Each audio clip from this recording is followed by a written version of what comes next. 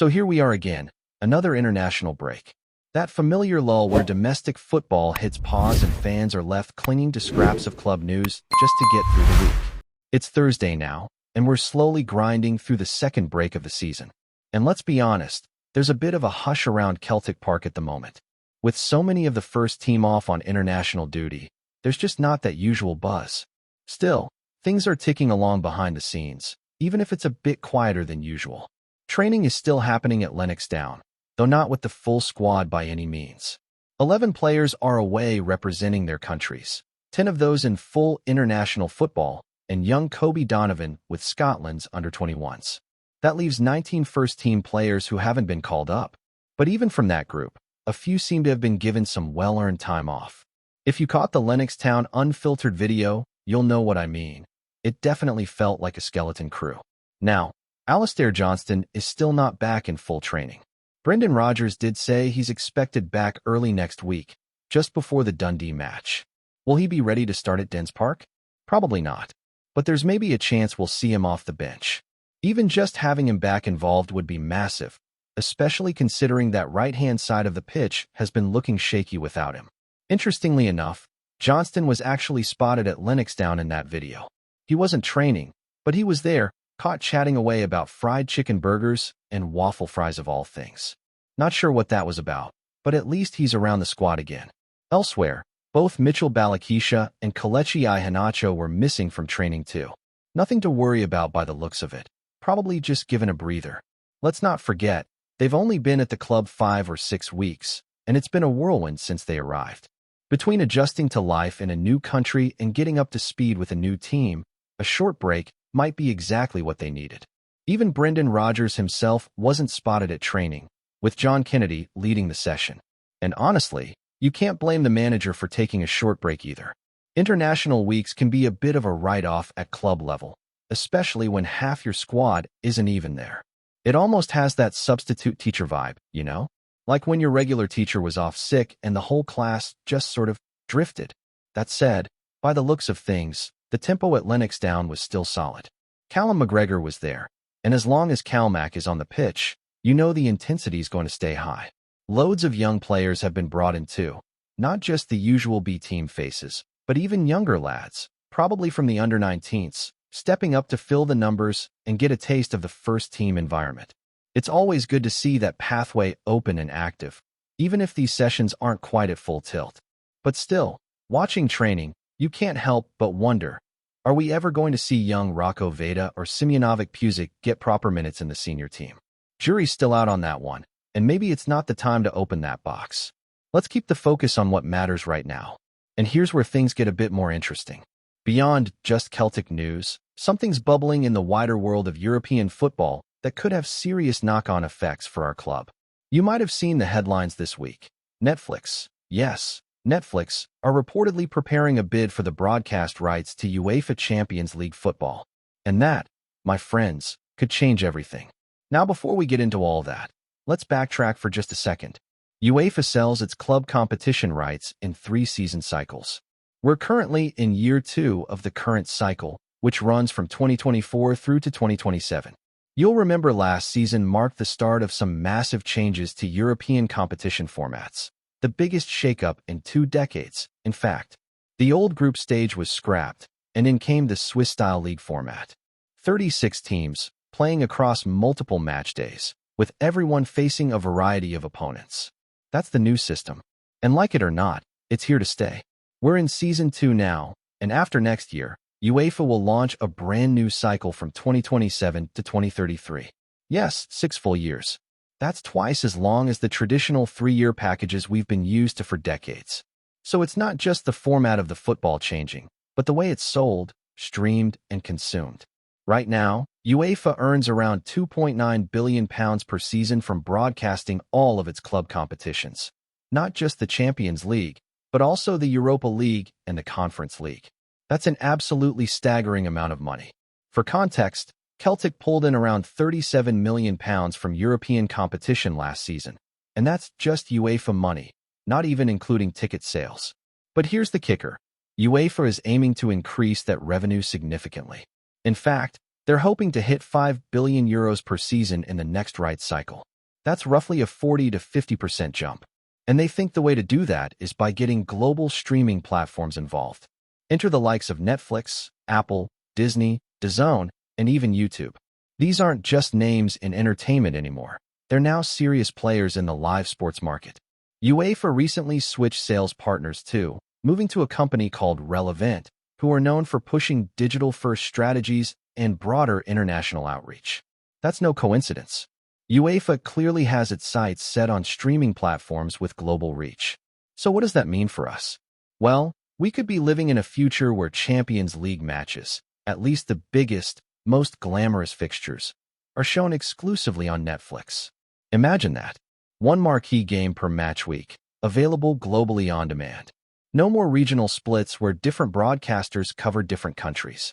Just one giant stream, accessible from anywhere. Of course, it's unlikely Netflix or any other platform will get full rights to every single match. But even securing first-pick global rights would be a major shift in how football is watched. At the moment, things are still regional. In the UK, TNT Sports holds the Champions League rights. In France, it's Canal+, in the US, it's CBS, and over in Australia, it's Stan Sport. It's all fragmented. But with this new rights cycle, that could change. And make no mistake, this shift could massively benefit Celtic if we manage to consistently qualify for the Champions League. That's a big if these days, considering the tough qualifying rounds ahead, but the financial rewards are only going to grow. The more UEFA brings in, the more money is trickled down to participating clubs. And with a 6-year cycle on the table, clubs who establish themselves in the competition stand to gain serious long-term benefits. But here's the fan angle. And you're probably thinking this already. How much is all this going to cost us to watch? We're already juggling multiple subscriptions just to follow our team properly. Sky Sports, TNT, sometimes Amazon, maybe Premier Sports for the Cups. And if you're trying to follow Celtic legally, especially from outside Scotland, you've probably dabbled with Celtic TV or even used a VPN from time to time. It's all adding up. Now, if someone like Netflix jumps into the mix, that could go one of two ways. On one hand, it's just another monthly bill. On the other hand, most of us already have Netflix. So maybe, just maybe, it ends up being simpler or even cheaper than what we've got now. Who knows? What we do know is that UEFA is pushing hard to modernize its broadcasting model, and streaming is clearly the future they're chasing. Whether or not Celtic can fully benefit from that future depends entirely on performances on the pitch.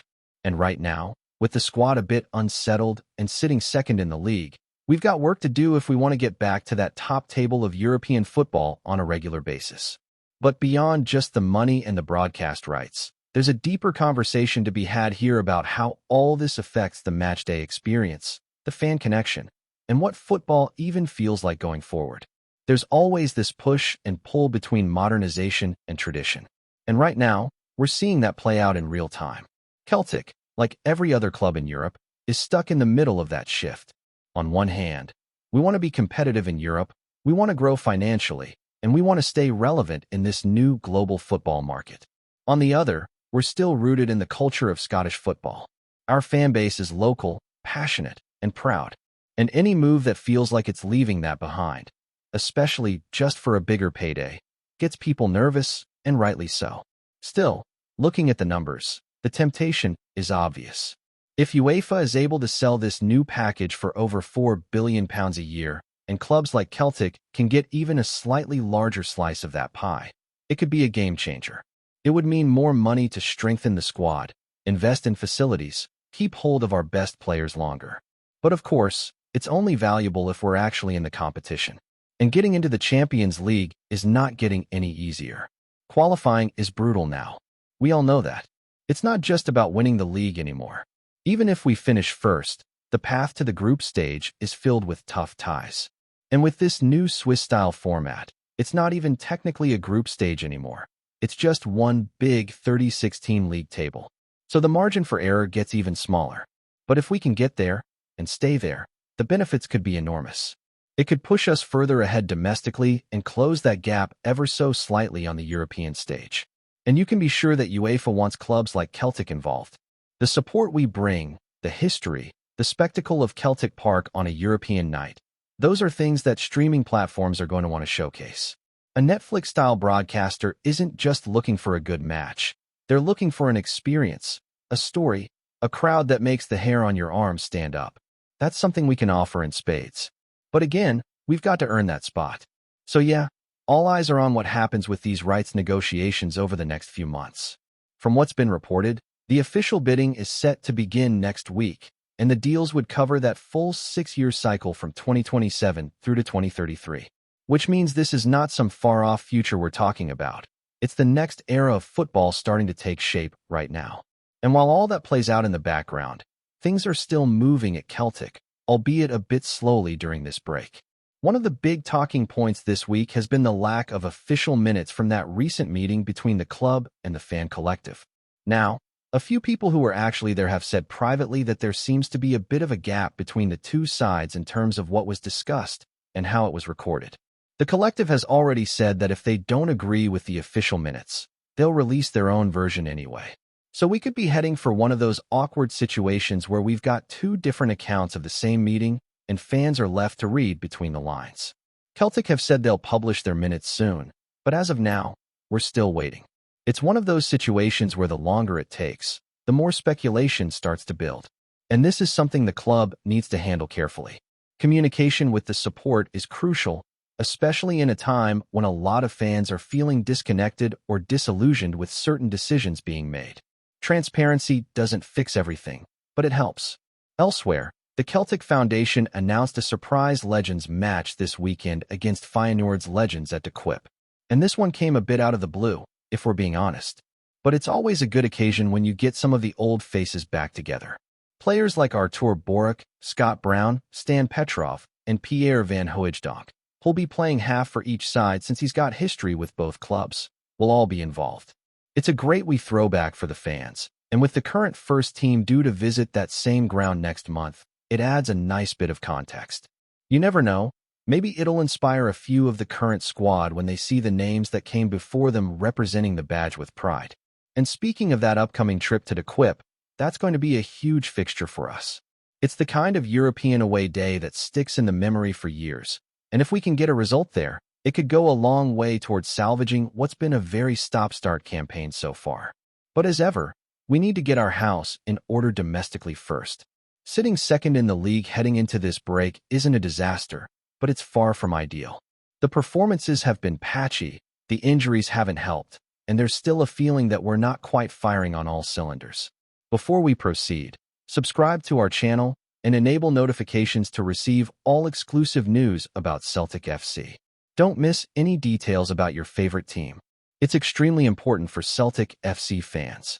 Whispers are growing louder around Glasgow this week as reports suggest that English centre-back Jake Cooper could be on the verge of swapping the red and blue of Millwall for the famous green and white hoops of Celtic FC. The 29-year-old defender, known for his towering presence and uncompromising style, has apparently agreed terms with the Scottish champions, with only the formal announcement said to be pending. Though the club has yet to make anything official, sources close to Parkhead have hinted that Cooper's signing is all but done. It's said that the deal will bring much-needed steel to Brendan Rodgers' defensive line, an area that has looked shaky at times this season, particularly against physical opposition. Cooper, standing at an imposing 1.97 meters, has been a stalwart at Millwall since 2017, earning a reputation as one of the most reliable defenders in the English Championship. His aerial dominance and leadership have made him a fan favorite at the Den, but many are now wondering if the lure of European football and the chance to lift trophies with Celtic have finally turned his head northward. The chatter on social media has only added fuel to the fire. Fans have been tracking flight data, hotel bookings, and even cryptic Instagram activity, convinced that Cooper is already in Glasgow. Some eagle-eyed supporters claim to have spotted him near Lennoxdown on Monday morning, though the club has remained tight-lipped. If the rumors prove true, Cooper would become the latest in a long line of English defenders to test themselves in the Scottish Premiership. His no-nonsense defending and commanding presence could provide the solidity Celtic crave as they juggle domestic ambitions and European commitments. For now, Parkhead remains silent, but silence, as every Celtic fan knows, can sometimes speak volumes. One thing's certain, If Jake Cooper does indeed pull on the hoops, the Green Brigade will be ready to roar him into Celtic folklore. Hello, fan. Don't forget to like and subscribe to the channel, as it means a lot to Celtic FC. Also, share your opinion about the news in the comments below. See you in the next video.